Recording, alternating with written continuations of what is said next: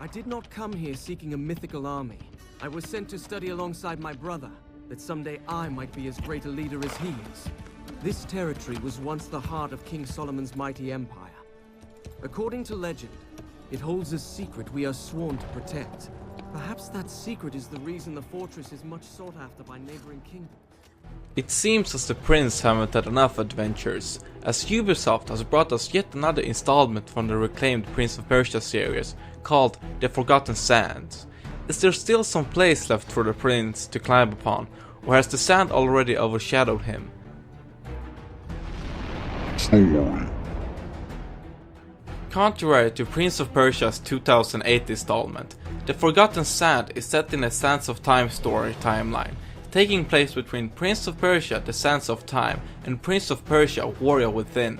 The game focuses on the prince, who is on his way to see his brother Malik and learn how to become a leader. As he arrives at Malik's kingdom, it turns out that the castle is under heavy attack, and even though both Malik's army and the prince himself put up a fight, there's no doubt that they're fighting a losing battle, and as a last desperation move, Malik releases a legendary army called Solomon. It turns out not to be such a good move, as the army decides to destroy everything by turning it to sand. Now, it's up to you, as the prince, to stop this disaster.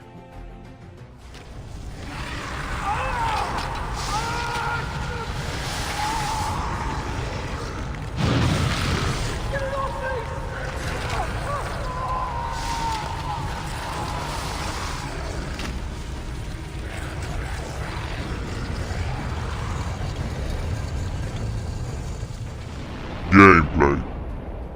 With this latest installment, the game has returned to its former self by returning to its roots from the previous series within the trilogy. Everything is here again, running across walls, jumping from pillars, climbing structures, avoiding traps, and making other well-timed leaps, and having the ability to reverse time is yet again implemented to the game. The game gives you a really clear signal that it has divided the gameplay into two sections, mainly platforming and combat. As it goes for platforming, it is by far the best from all of the series, with a combination of timing, precision and usage of skills which you unlock throughout the game, such as turning water to ice so you can swing to another platform, reconstructing old structures, and even teleporting yourself to other locations, brings out a very fun but challenging and rewarding platforming. As for combat, there isn't anything that stands out. It's decent and focuses on its most important part of the combat, crowd control and the evading enemies, as well as combos. You have the ability to avoid attacks by rolling, you also have that simple attack move, and when you hold it down for a longer time, you initiate a power attack. Jumping is of course also present within the combat, and gives you the ability to avoid attacks and leap over enemies while slashing them with your sword. And last but not least, you have the ability to push and kick your enemies. To give the combat some diversity, the game also features a progression system where you learn powers by spending points in which you gain from killing enemies. The main powers are elemental, such as fire, ice, wind and earth. Each of them have their own usage, where some minor powers include a shield and the power to summon fire blasts, ice trails and small tornadoes. Combined with your normal attacks and powers, you can make some really awesome combinations and feel very powerful, but there is not a big selection between combos, and there is no way to unlock new ones, which leads to a combat that gets a bit stale, repetitive and predictive after a while.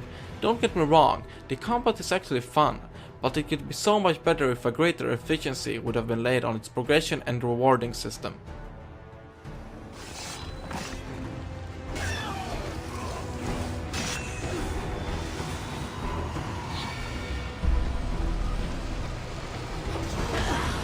Presentation. With beautiful soundtrack and detailed environments while you're climbing on top of buildings, jumping from platform to platform, and slashing through hordes of enemies will make your eyes enjoy the views. As you could guess, the game a really nice graphic with really detailed characters combined with good voice acting, especially the main character that you play, the prince. There are of course some downsides of the presentations, such as some graphical bugs and low resolution textures on some things, but when everything is put together, it makes out a remarkable experience and it gives you a feel that will make you enjoy the adventure so much more. The biggest problem of the game is that it really features some good voice acting, but isn't given the room within the game which it deserves. The story progresses very slowly, and even when you're half through the game, you haven't really gotten that much information other than you must fight this army from destroying the kingdom.